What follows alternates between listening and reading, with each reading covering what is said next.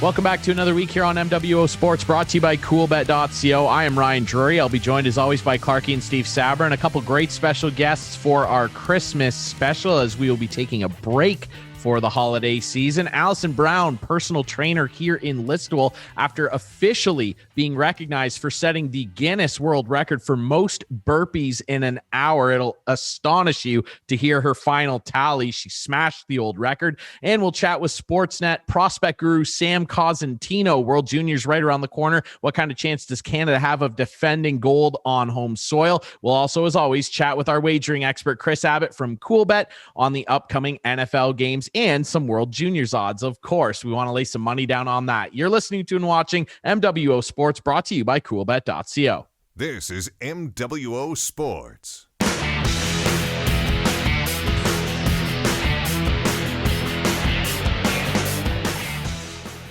Welcome back to another week here on MWO Sports. Ryan Drury, joined as always by Clarkey and Steve Sabber, and our final show before the Christmas holiday break. And we're very pleased to be joined by another great special guest, personal trainer right here in Listowel, Ontario. Alison Brown joins us. Alison, how are you? Hey, I'm doing all right. How about you guys? We're doing very well. We're excited for the holiday season, and we're very excited for you as well, because you are now officially a Guinness Book of World Records record holder. Tell us a little bit about this and what you did. It was back in the summer when you did this, I believe. Yeah, so the attempt was back in July. It took this long until last Friday for them to actually review all of the evidence that I had to submit to them to get their stamp of officially awesome approval to say that I am the new Guinness World Record holder. So I got the email Friday morning. I've been waiting I would say impatiently, actually, probably for the last 4 weeks especially. And it's pretty exciting to know that I did it. Alison, my first question is why? Why would you want to do this? It sounds painful. That is a very legit question. I don't think it's the most popular Guinness World Record attempt. I feel like most people would avoid the burpee, obviously. I did it for a lot of different reasons. I'm one of the rare breed that I do love the burpee. I love everything about what it does for the body. It works every single muscle. It works your mind, because it sucks so much that you mentally have to be strong to get back up every single time. I like the overall umbrella of the metaphor of getting back up, even though it's hard. So I know you can call me strange. Some people say crazy, but I actually loved the challenge of having to see how many can I actually get done in a full hour.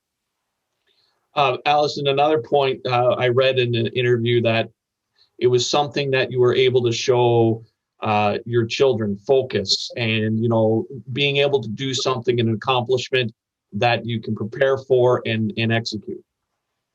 Yeah. So I have 3 boys, ages 9, 7, and 4 right now. And I wanted them to see that we can do anything we set out to do if we work for it. That's kind of our family motto. Like, if you work for it, you can have it. So I took them on this journey very much with me. My oldest inspired the journey originally by bringing the Guinness book home. But I took them on this with me. They can do burpees probably better than I can. They did burpees with me. They practiced with me to prepare for this event. So they saw the kind of work hours that had to go into the preparation of getting ready for this. And then they saw me accomplish the task, which was like so fulfilling as a mom, and as any parent, right? To be able to show them that, yes, you can if you try. They saw me overcome a lot of hurdles along the way. I was supposed to do this attempt in January, but I was very sick in January. So I actually had to cancel the attempt and delay it until I was 100% better. And it took actually quite a long time for me to get fully better and ready to go. So I had to make it July. So they saw me face a lot of obstacles and then have to navigate through that and still decide I'm going to do it no matter what happens. It's just a matter of when, right? So that was the best part. That's why I wanted to do it. I wanted to show them that they can too if they work for it. Now, you mentioned evidence that you had to submit. So what type of stuff did you have to put together to say to the people at the Book of Records? Yeah, so this is no joke. I will say that. I never realized when I submitted the initial application last fall, I was like, completely oblivious to the process this actually was going to be. The burpees, I don't want to say they were the easy part because they weren't, but the behind the scenes work of I had to have video footage from front and side of the whole entire event. I had to have 2 witnesses that I've never met in person before, which was a little tricky to find people that you have never met before to come and coerce them into watching you for an hour go up and down on the floor. Like, it's not really the most entertaining thing to watch, I don't think. And then I also had to get an official timekeeper. And I also had a pacer join me. My best friend, Leona Ottens, who's also a coach at New U, was literally, I think she probably did about 600 burpees herself in that time, just to bring me back to a quicker pace to be able to stay on the time that I needed to hit. So it took a lot of background stuff. The photographer had to take certain pictures of me getting measured, because the requirements for Guinness, which I also didn't know, was that the burpee looked a little bit different than the burpee I had been training for so many years. I had to, if you watch the video footage, you see my arms come out to the side, not the typical way that I did a burpee or even taught a burpee as a coach. But that was their standard. And then their other standard was that my feet had to jump forward half my body distance. So I had to make sure that I hit that line every time, or it would be a no rep. And you sure don't want to, waste one repetition on a Guinness World Record attempt. So it was a lot of behind the scenes work. And then all of that evidence was submitted. Witness statements were submitted that they actually saw the event happen. And then they reviewed literally every single part of that and then approved it afterwards. So there was a lot to it for sure. Wow. An extensive amount of work for sure. And I mean, I'm sure it's all worth it now because you are now the record holder. I believe the old record was 709 in an hour. You crushed that. I believe your final count was 730, and you were featured in a CBC article and everything. Like, it's a really big deal. And in there, I was reading that you said you were starting to hit a wall around 600. I'd hit a wall around 6. So that's pretty impressive. When you hit that wall at 600, like, what's going through your mind at that point?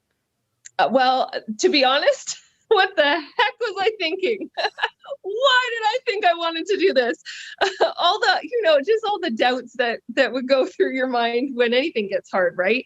Why did I do this? Oh, I brought all these people here and I'm not going to finish it. Like, the negative self-talk, we all have it, right? It's just a matter of when it's going to rear its ugly head.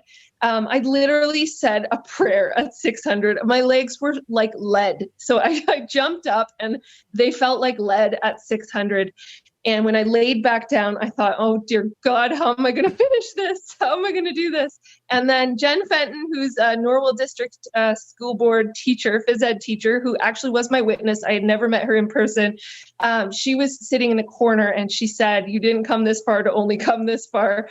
And I know we've heard that one a few times, but it was just what I needed when I needed it to be like, okay, yeah, 600, what's another 110, right? If I just have to beat 709. So honestly, I got back up because of those words in my head. And even though it was hard, I was able to finish, which is amazing. Even I was watching the video back a couple of days ago with my oldest son, and even I am like, wow, how did I even do that? It amazed me. So it's not an easy feat, that's for sure.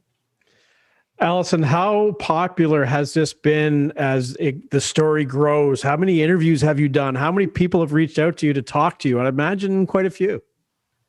Yeah, it's been so fun, honestly. I think I've had about 14 interviews now. I am officially booked for Breakfast Television, the national show.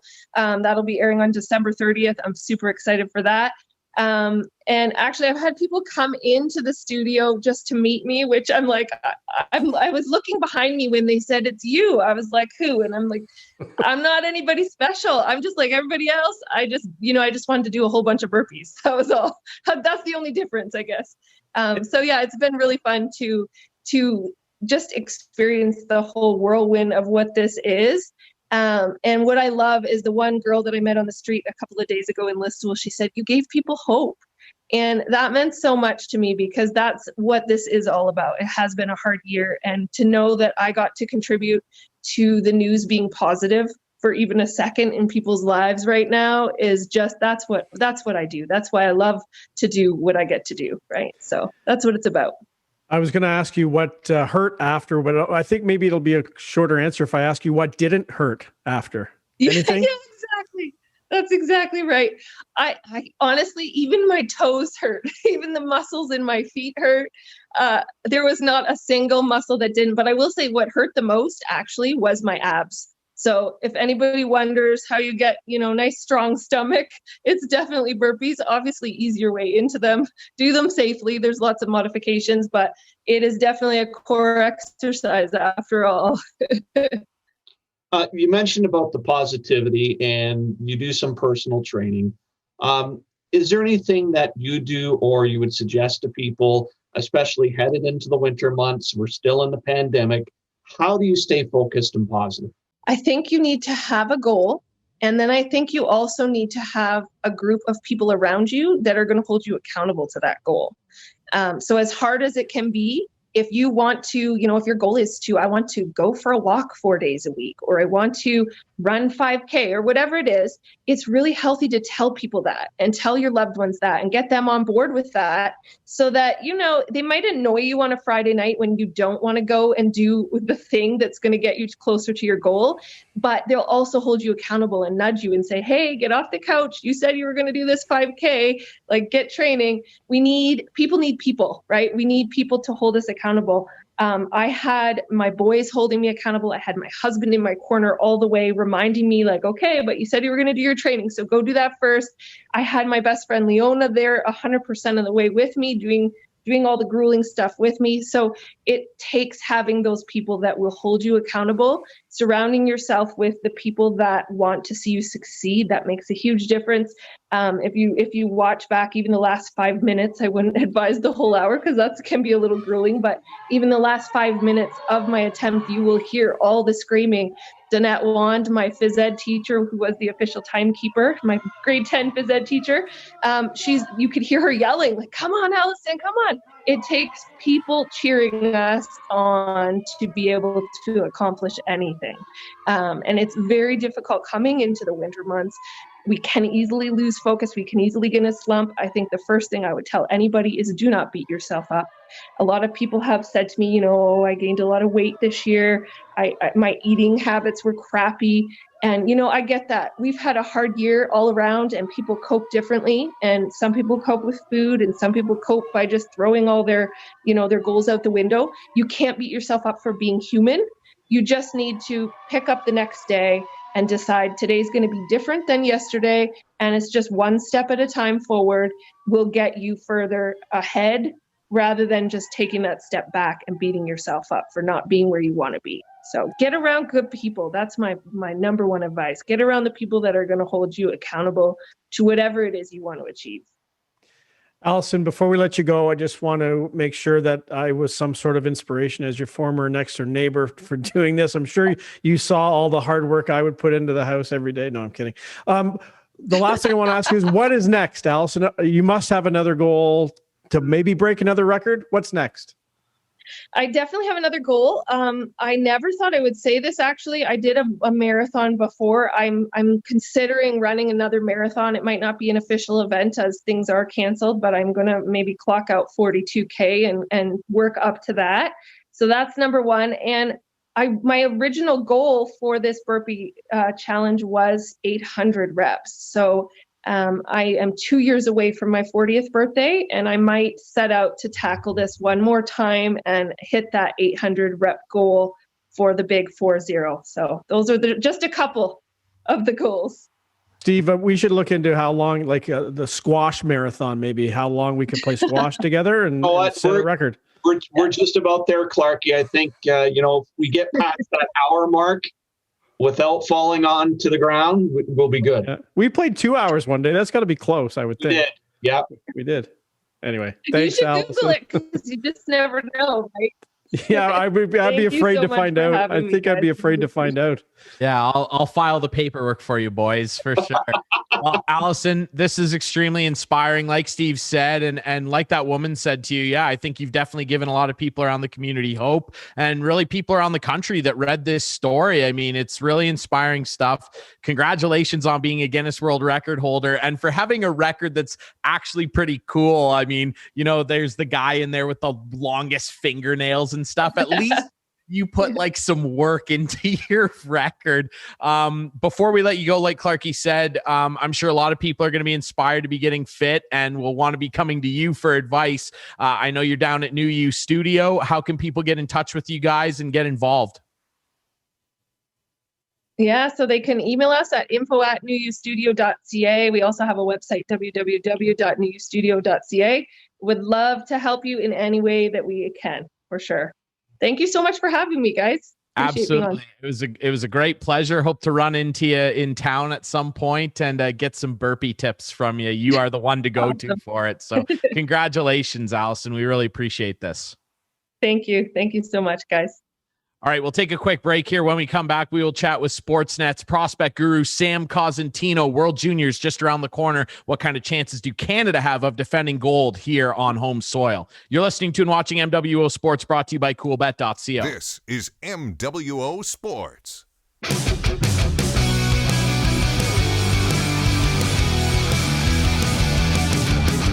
Welcome back to MWO Sports, brought to you by Coolbet.co. Ryan Drury alongside Clarkey and Steve Sabern. We've got another great special guest on the program. Sportsnet's prospect guru, the expert himself, Mr. Sam Cosentino on the program. Sam, how are you? Yeah, doing great, guys. Great to be on. I think we have something to talk about. We'll see, I guess.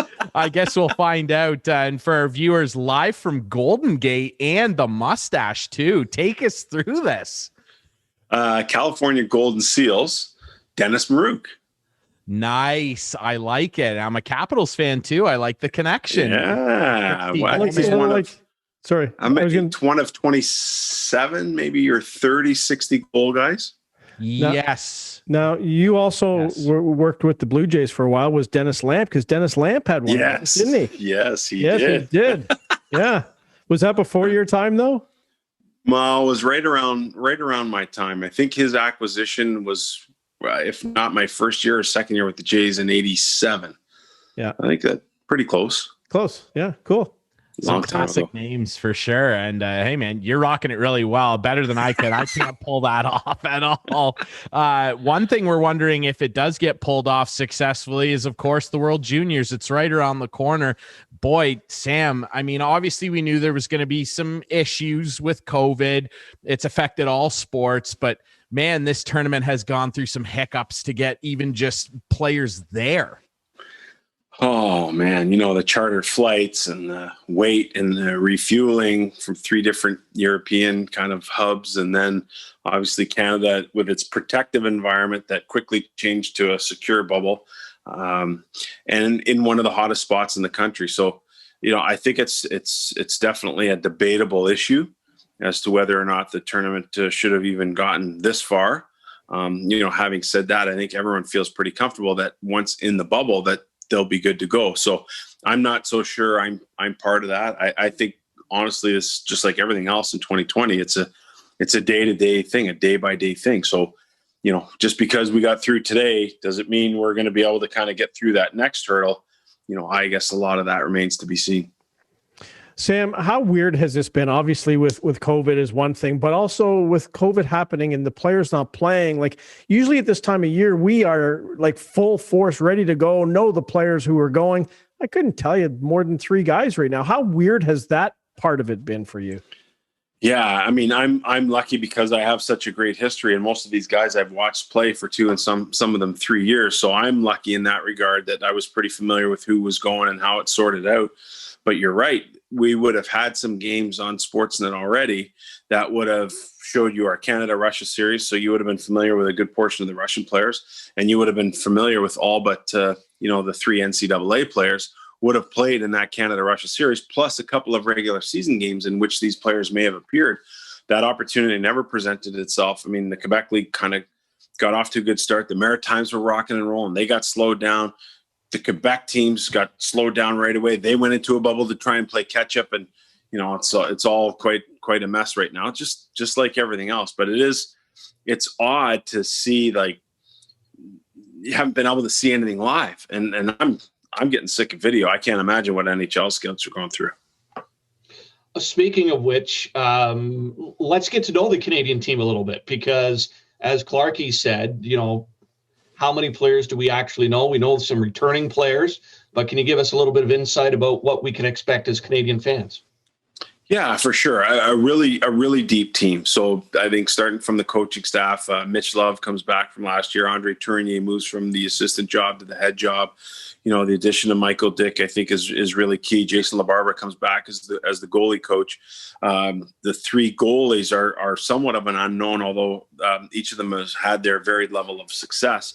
Taylor Gauthier is a right catch guy who came in relief for the Helenka Gretzky tournament a couple of years ago to help Canada beat Sweden for the gold medal there. Dylan Grant is a guy who through injury really became a key part of getting Kamloops into the playoffs going back a couple of years ago as a 16-year-old and helped them get through a pretty tough stretch just to get into the playoffs. And then you got Devin Levi, who's a tier 2 guy, who was absolutely brilliant for Canada East at the World Junior A Challenge, named tournament MVP.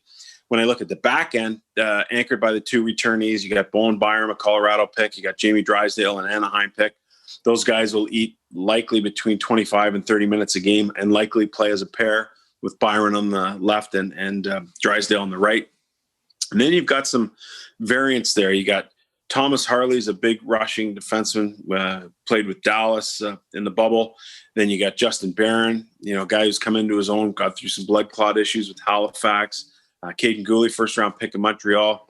And, you can go on and on. And you look at the forward group, I think every one of them is a first-rounder. So of the group of 25, because the roster's been expanded, you're looking at 9 OHLers, or, I think 9 WHLers, 8 OHLers, 4 Quebec League, 3 NCAA guys, 20 first-round picks in that group. It's a really, really deep group, no question. Sam, what European teams have been playing so far this year, and do you think that's going to be a huge advantage for them and those players who are playing for their countries?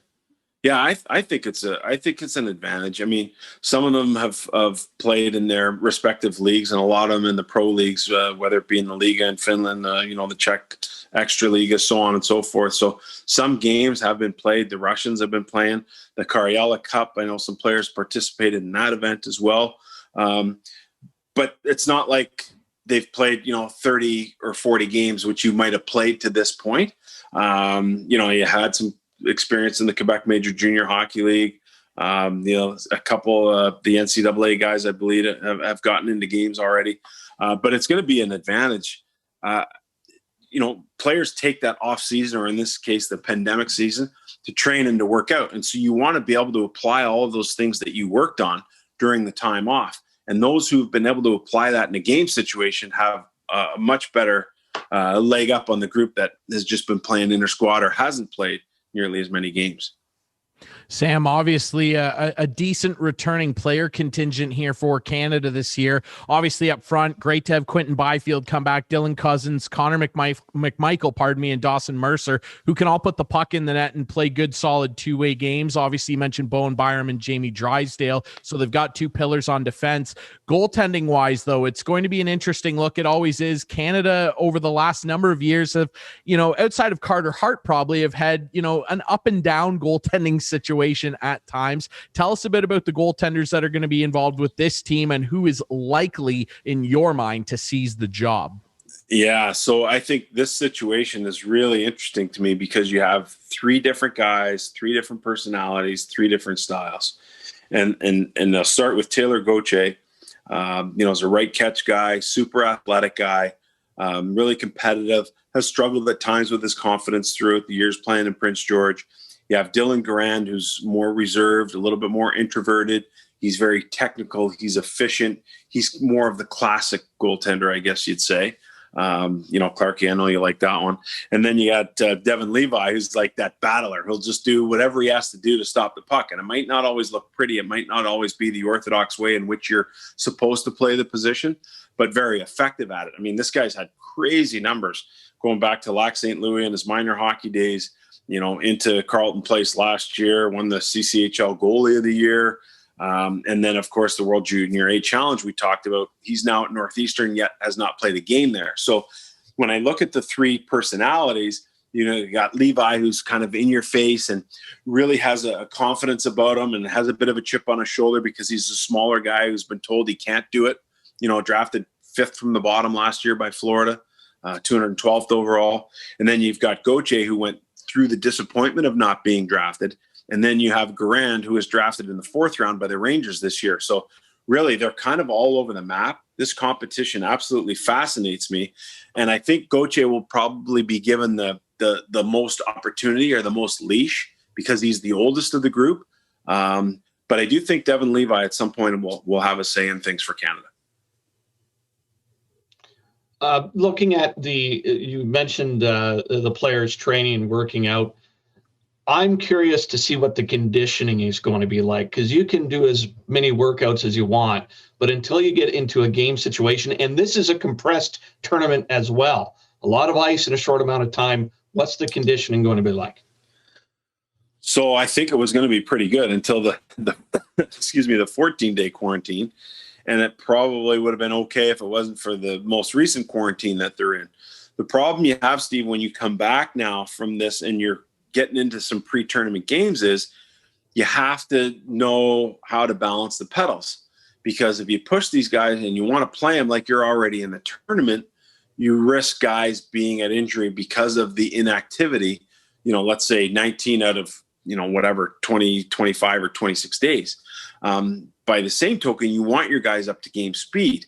Now, the one advantage Canada does have is I do believe that the 3 preliminary games that they start the tournament with will provide a level of competition that will allow them to play everybody and ease themselves into the tournament. Where it's going to start to get difficult is on New Year's Eve against Finland, and that's the game that will likely decide the top position in the pool, so it should have some meaning and some importance to it. What is the interesting part about all this is that, Canada's going to get Sweden and Russia in the pre-tournament games, which doesn't usually happen, but it will give them a sense of what type of conditioning they're going to need to have because those teams will have played a little bit more recently than most of the Canadians. We're chatting with Sportsnet prospect guru Sam Cosentino live from the Golden Gate Bridge. And Sam, I want to ask you, you bring up Sweden and Russia, 2 teams that are traditionally among, the top 3, quote unquote. Finland always sticks their nose in things. You can never count the Finns out. A number of people have said that on this show in recent weeks, and it's true. But with Sweden now missing, I believe it's 3 players, including Willie Wallander, who will not be coming, along with their head coach, Tommy Martin. He's not going to be there either. I mean, I think that puts them maybe at a bit of a disadvantage. And I always am curious about Russia. They're a team that just, you just never really know what you're going to get with the Russians. Sometimes they show up and they're ready to play right away and they put on a dominant performance. Sometimes it looks like they're going to get eliminated in the round robin and they turn around and they win a gold medal. What is your impression of their team this year? Would you say they're the main contender for Canada? Well, I think I'll start with the Swedes first, and that is a fascinating story. Albin Greve, Wallander, William Eklund, who's a guy eligible for the draft this year, was likely to be in one of their top 2 center spots. And then you have the fixture, the coach, Thomas Montan, that you talked about, that won't be there. So that's going to be really odd. And it'll be interesting to see how they communicate with Joel Ronmark, who's now the named coach, to see how much of an input you can have from being that far away. Now, as we know, and what we're doing, through Zoom and whatever else. But sometimes when it comes to those in-game decisions, Ron Mark's going to have to make those on his own. He's going to have to act swiftly. He doesn't want to lose the group. They got the 52-game preliminary game win streak going right now, so that's going to be challenged here pretty quickly. But they're really experienced on the back, and they have high-end guys: Soderstrom, Bjornfot, Broberg. Anchor the back end, Emil Andre. Up front you got Holtz and Raymond. So there's 2 guys right there that are going to perform well. So you can't count this group out. Then I look at the Russians, and they are a bit of a different group than I think we're used to seeing. Under Valery Bragin, the coach, I think he's done 9 of the last 10 or 12 World Juniors as Russia's head coach. He leaned heavily towards big, tough, bruising, physical defensemen who are more puck movers than puck rushers. He really leaned on his 19-year-old players kind of aging as close to the line as possible. Didn't particularly play his younger players a lot. And I think at times he was tough on the goaltenders. And with Igor Larionov, a lot of those things I think are going to change. You're probably going to see, a more mobile defense that's going to be into being, the fourth player on the rush. You're going to see them move pucks quickly and efficiently to get it into the skilled forward group hands. And I think some of these younger players, whether it's Groshev or Amarov, who was just drafted last year, Toronto Maple Leafs pick, even Podkolzin now in his third tournament, I think you're going to see those guys with maybe the shackles unleashed a little bit. And I think what I would expect from Igor Larionov is more of an old school puck possession, circle back type of team that, doesn't want to give up the puck. So I'm fascinated to see how that dynamic works. And then, of course, you have Yaroslav Askarov, the goaltender, who I think single-handedly can steal the tournament. I really do. I think that highly of him. Sam, I want to get talking a little bit about the business end of this. And without fans in the stands this year, and obviously the tournament is in Canada a lot of the time, and I believe it's in Canada again next year. It's probably because Canada supports this tournament, obviously better than any other country, and gets the support. Where does the monies go for this tournament, and how much of a hit are they going to take? Obviously, they're going to take a huge hit without fans in the stands this year.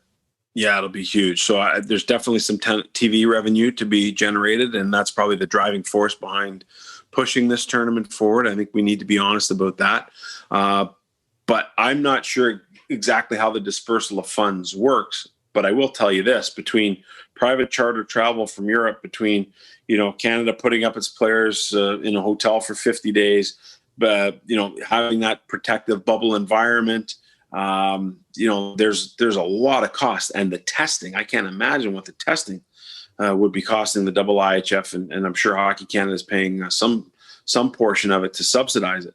But you can't turn your back on the business side of things. When it comes to the dispersal of funds from what Hockey Canada is able to receive from this, they try and pump it back into, the equality in the game, trying to get into some areas in the country that maybe aren't so well off to provide them equipment, grassroots level funding, all of that younger stuff to continue to grow the game. Some of it does go back to the CHL for its loaning of the players to the tournament. And as far as the rest of it goes, I wouldn't be particularly knowledgeable, but how much would be left after all they've spent to put it on? And is this tournament past the point of no return, in the sense that, in Ontario, we're hearing a lot about a possible another lockdown coming in shortly. Alberta is, as you mentioned, a hotbed for COVID right now. Can the government turn around and say, nope, can't do the tournament at the last minute, or are they ready to go? Well, if things, keep progressing, we haven't heard anything out of the bubble, at least I haven't to this point, about, any sort of the testing and the protocols and what's happened to this point. But I look at it as a day-to-day thing. I think because you get through today doesn't mean you'll get through tomorrow, not necessarily. But I know a lot of people feel really confident about the bubble situation that's presented. And you have to think that if they can get into there after playing these pre-tournament games, then they have a shot to make this thing work. Now, when you're bringing all these people from different countries, of course, some of them flew together, but now you're getting into intense competition where there's heavy breathing and there's physical contact and that sort of thing. So if, for example, everyone has passed through the testing protocols, and for some reason someone is asymptomatic and they weren't showing signs of it, and 5 and 6 days later they have it and it spreads to a team, it's going to be tough to see how, especially if that team gets against another team, how they'd be able to move on with it. The thing that everyone has to be very clear about is there's no doubt it's going to come with some risk attached to it. And then if you're a native Albertan, that might be an interesting pill for you to have to swallow, that if you can't get into a hospital bed because someone from another country who's participating in the tournament, a staff or a player, has that bed, you wouldn't feel all that great about the tournament being played. So I know they've done as much as they possibly could to mitigate, someone coming over. We saw players and coaches obviously that were eliminated before even getting on a plane, but I don't know if they're out of the woods quite yet. Now, Sam, you are one of the go-to guys, if not the go-to guy, when it comes to prospects in the sport of hockey. And I know we talked a bit about some of the bigger players that are going to factor in for Canada. Who is a guy on the roster here, outside of those 6 returnees that a lot of people are familiar with? Who is a guy on the roster that you think could end up becoming a quote-unquote household name, if you will? Yeah, well, one of the goalies, and again, I keep talking about Levi because I just kind of feel something special about this young man. So one of the goalies is going to emerge. He'd be my front runner to emerge by the tournament's end for that spot. But man, there's a lot of guys to pick from here. And I say that because there's a lot of different elements to them. So if you're talking about that stay-at-home guy who's going to throw the big hit once in a while, is going to crush plays and neutral ice and, be good with his stick and his reach, Caden Gooley would be that type of guy. When you're looking at the forward position, a guy like Cole Perfetti is a Winnipeg first-rounder, 10th overall, has such great gifts offensively, such great creativity to his game that I think he'll have an impact on the power play here for Canada. And I think he's a guy that even in 5-on-5 situations, given some high-end line mates to play with, that he's going to be a guy that's going to be able to do some damage. But oftentimes we look for that player who plays with energy, who plays with passion, who picks up points. And if I had to pinpoint that guy for this group, it would be Jacob Pelche. He's the first rounder from Calgary a couple of years ago. He plays in Val-d'Or in the Quebec Major Junior Hockey League. Thick lower body, like a hockey frame, but tireless work ethic, really, really smart, is versatile in that he can play both wing and center. So he's probably that guy who, because he's in Val-d'Or, and even though before that he was playing in Moncton, he's probably a guy that not a lot of people know about, but they'll know about him by the end of the tournament. Yeah, it's going to be interesting. I got to say, I love me some Cole Perfetti. Final one here for you, Sam. I mean, the World Juniors, despite having challenges this year, it's still going to be a fun watch. We hope it's all safe and that everybody is healthy. You've been covering the tournament and covering prospects for an awful long time. What are some of your favorites, or do you have a standout favorite memory from the tournament that every time this calendar time rolls around, you think of immediately? Yeah, I think a lot about Thomas Chabot a couple of years ago on that, that gold medal team for Canada. It was, at the Air Canada Centre and the Montreal split. I think about 2009, the performance by both John Tavares and Jordan Eberle, the cardiac kids, if you will. You can't help but reminisce about the 05 team with Bergeron and Crosby and Getzlaff, and just how hard, heavy, and physical they played. Dion Phaneuf was a big part of that team. So those would be some of the things that I think about and harken back to as ones that jump out in my mind. Yeah, Canada's produced a lot of fun memories at this tournament. Sam Cosentino of Sportsnet, he is the prospect guru. You can follow him on social media and pay attention to all of the great analysis he does. We're looking forward to a great World Junior tournament. We really appreciate you doing this, Sam. Thanks so much. Yeah, thanks, Ryan. Thanks, Steve. Clarkey, always good to see you, pal. Thanks to our buddy Sam Cosentino from Sportsnet for joining us to preview the World Junior Tournament. We'll be right back with our wagering expert, Kris Abbott from Coolbet. You're listening to and watching MWO Sports, brought to you by Coolbet.co. This is MWO Sports.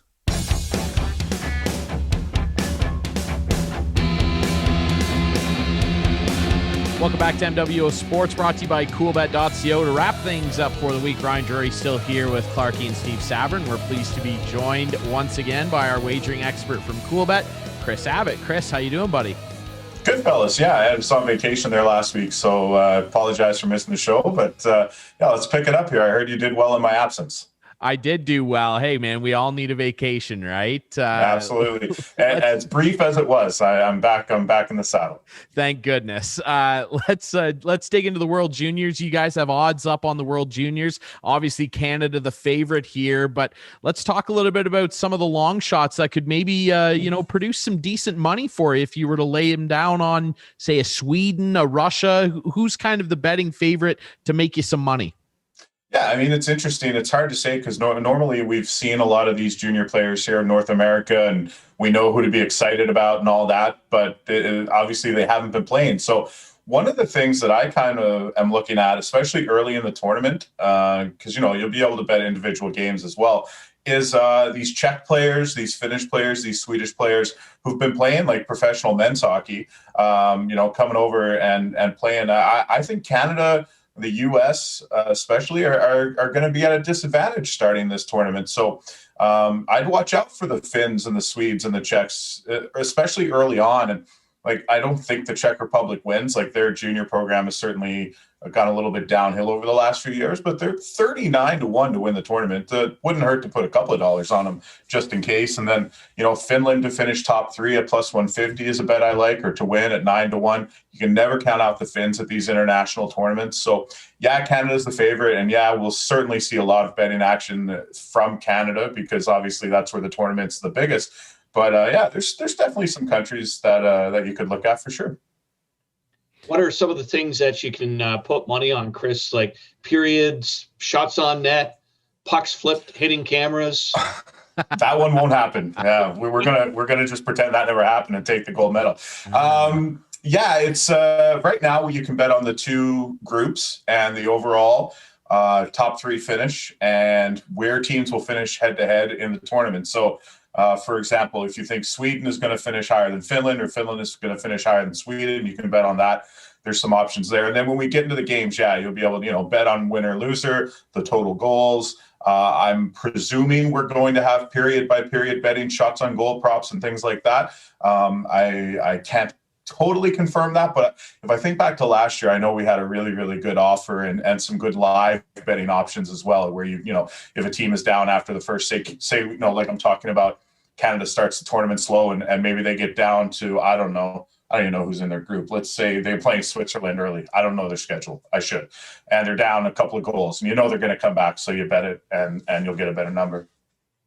Yeah, it's going to be interesting. I'll tell you this much. If you've watched the World Juniors the last number of years, hammer Sweden in the round robin. They never lose in the round robin. I believe they've won 42 straight round robin games. I don't care who they're playing. Hammer Sweden, even without their 4 missing players and their head coach, who is not here because of COVID. Still hammer the Swedes, and hammer Connor McMichael to lead the tournament in goals. My boy from the London Knights, future Washington Capital, he's going to lead the tournament in goals. I'm calling it at 9 total. Let's talk a little bit. We will have, sorry, Ryan, we will have top scorer odds as well a little later on. So yes, the Hamilton Bulldogs draft pick, Connor McMichael, will potentially be up top. I think McMichael might lead in goals. I don't know about total points. Maybe hammer Quentin Byfield, good Canadian boy up in Sudbury there. All right, let's talk about the NFL this week. We're getting down to crunch time. Playoff battles are alive and well. Let's talk a little bit about Tom Brady and the Tampa Bay Buccaneers. They're playing Atlanta this week. I mean, they are holding on for dear life at this point, and Brady really needs a win. The whole narrative of him leaving Bill Belichick and the safety of New England. I mean, it looked good early in the season. It hasn't looked good lately. Can they get by the Falcons and solidify a potential spot in the playoffs? Well, it's interesting you're leading off with this one, because this is the one game that I've got no interest in betting on this week, because 2 teams that like I said to somebody earlier today, this game could be 13-10 final, or it could be 54-51. And I don't know what it's going to be. Probably somewhere in the middle, right? But yeah, Matt Ryan has not looked great. Julio Jones has been injured. There's some value maybe on Calvin Ridley, Russell Gage prop bets. And the Bucs, you just don't know who's going to show up each week. And if they're able to scheme up a plan that makes Tom throw the ball downfield, like we've seen, 6 points is a lot for Tampa to cover on the road, I think. Now, I could be wrong. They could win by 30, but I think that's a big number for them to cover on the road. I might be interested in putting the Falcons in a teaser leg, or put Tampa in a money line parlay somewhere along the way, one of those 2 things. But again, it's a game that I have no real feel for, because I have no real feel for either of these teams. I think I always expect the Falcons to be better, and each week they're generally not. Yeah, they've been the most disappointing team, arguably, in the NFL this year, certainly. Here's a tasty matchup, one that I'm definitely looking forward to watching, and it's Seattle-Washington. Now, the Seahawks have had a weird couple weeks. Of course, they lose to the Giants with no Daniel Jones and, of course, Saquon Barkley. And then you've got the Washington football team really on the rise under Ron Rivera. This defense is legit. They're scary. They've got good offensive weapons. I love Terry McLaurin and everything that he's about. Who do you like in this one? Yeah, if Antonio Gibson's in this game, I think you're looking at a spread more of about 3 or 4 points. Right now, it's a 6-point Seattle favorite. I'm on this Washington bandwagon as well. Their defense is great. Seattle's offensive line, not necessarily all that awesome. So if Russell Wilson doesn't have the time to get those deep throws down the field to DK Metcalf and Tyler Lockett, then, I think Washington keeps this one close. I'm not sure on the quarterback situation in Washington this week. I know Alex Smith left the game injured last week. Dwayne Haskins came on and like, we haven't seen him forever. He's like the 4th quarterback on that team now. So, is the guy who started the year. But I like this Washington D. The total's at 44. That's a really low total. But this front four for the Washington football team is better and better every week. So take a defensive or special teams touchdown in this game, and maybe lean towards Washington, or maybe you put Washington and Atlanta in that teaser and bring them both up to a couple of touchdowns. I like that play, absolutely. And you're right, Washington, they are legit on the defensive side of the football. Let's talk KC and New Orleans. New Orleans taking a knock last week at the hands of Philadelphia and one Jalen Hurts. Can they bounce back against a Kansas City team that, let's be honest, defensively, they are not Washington. They are prone to give up big points against talented players. I mean, what do you see out of this one? This could be explosive, or it could be low scoring like the other game in Tampa. Yeah, total set at 51, so that's about the average total in the NFL. I like KC at -3 here. They have not been covering spreads, and I think that's a big reason why this spread is only at 3 points. I'm seeing the juices on -3 now, so it'll probably tick up a little bit more. I think we saw Taysom Hill kind of come back to earth a little bit last week against Philadelphia. This New Orleans defense isn't all that great either, so over 51 is probably a solid play in this game. Late window on Sunday afternoon. But I'm with the Chiefs here. They always find a way to win, right? Whether they cover big spreads or not is another thing. But if it's a team that always finds a way to win and it's only 3 points, give me the I think the undisputed best team in the NFL at -3 right now for sure. Yeah, I agree. Kansas City is just the safest money line play in the NFL right now. They're always on my money line parlays, and they always usually come through for me. They've only got one loss all year to the Raiders, and they've fallen apart. Kris, before we let you go this week, want to talk to you about a little bit of combat sports news. Jake Paul is going to fight, or it's Logan Paul, actually. He's going to fight Floyd Mayweather. Is this something that you guys anticipate you'll see some action on? I mean, is this fight even worth betting on? I'm looking to see right now if we've even got odds up on it. It's so ridiculous. It's an amateur match. I think what you're going to see is sports books are going to be a little bit turned off by what happened. Oh yeah, we do have it. Floyd Mayweather -5,000, Logan Paul +1,500. People are really turned off by what happened in the Tyson fight there a couple weeks ago, an exhibition that ended in a draw. Like, people aren't going to tie their money up in this. I mean, the odds are there. I'm sure we'll take bets on Logan Paul because people want to take that shot. And I mean, who knows, right? You can't. How do I say this diplomatically? I won't even be diplomatic. For years, there's been rumors about things being fixed in boxing, and now in an exhibition fight, I wouldn't put my money anywhere near it because you don't know what might happen. I agree. It's definitely one of the weirder pieces of news. It's very 2020. We'll say that. It's not good for boxing, I don't think. No, I mean, I think they might be looking to get a bit of a spotlight back on their sport, but this is certainly not the way. Absolutely not. It's ridiculous, frankly. In legitimate combat sports news, Conor McGregor, he is going to come back and fight in the UFC at least one more time. Believe they've scheduled a fight for him sometime in June in Vegas, if I'm not mistaken. I mean, just talk about McGregor and what he does for sites like Coolbet. I mean, there is always action around Conor. He's got to be one of the most bet on athletes ever. Yeah, I don't know. We've got a line here for him and Dustin Poirier, but I think that's a fictitious one. I don't know that that's been set.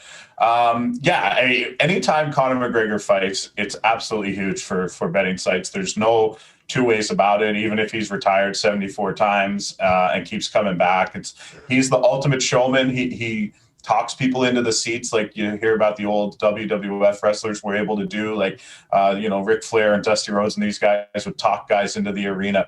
And that's what Conor McGregor does. And he talks people into buying pay-per-views, and he talks people into betting. From a fighting perspective, he's great to bet against right now because he's nowhere near what he was, and he's not as hungry as he was.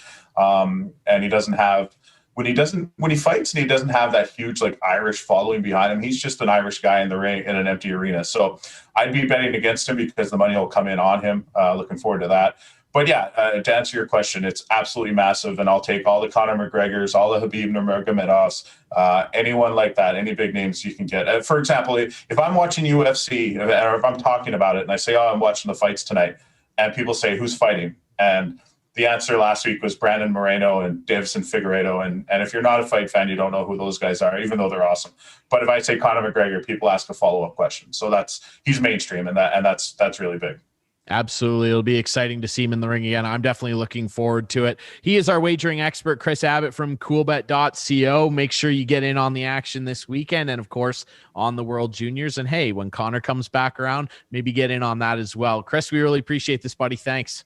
Absolutely. Cheers, boys. Merry Christmas. Merry Christmas. Merry Christmas, buddy. We appreciate it. And hey, we appreciate all you listening to and watching this show throughout the year. We know it's been a tough one. We took a little break earlier in the year and managed to come back when the NHL and baseball fired back up. Basketball as well. I think we were definitely all blessed to have sports back on the calendar, and we're appreciative of that and appreciative of all of you listening to and watching the show. Remember, we're on YouTube now. You can follow us there and watch all the episodes after they air on Whiteman TV, Friday nights at 8, Sunday nights at 9. You can listen to the show every Friday just after 6 on CKNX AM 920, streaming on cknx.ca. We're also on all the best podcast apps. You can follow us on social media. Hey, we really appreciate you guys listening to and watching MWO Sports, brought to you by Coolbet.co. I'm Ryan Drury. That is Clarkey. That is Steve Sabrin, our wagering expert, Kris Abbott. Have a Merry Christmas and a Happy Holidays, everybody. Stay safe.